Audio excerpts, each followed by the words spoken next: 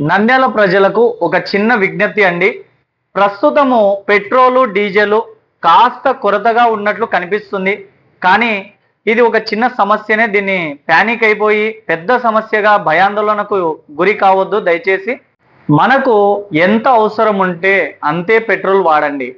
ఎందుకంటే భయాందోళనలకు వెళ్ళి full tank చేసుకొని అత్యవసర పరిస్థితుల్లో ఎవరికైతే వాళ్ళకు అవసరం ఉంటుందో వారికి మనము ఇబ్బంది కలిగించినట్లుగా ఉంటుంది. అది కాక ఇప్పుడు సమ్మర్ కాబట్టి మనము ఫుల్ ట్యాంక్ చేసుకోవడం కూడా అంత మంచిది కాదు.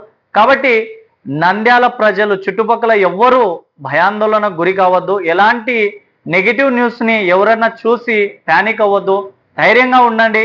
చెయ్యి చెయ్యి కలిసి మనం కరోనా లాంటి అతి భయంకరమైనటువంటి వ్యాధులనే జయించిన దేశం మన ఇండియా.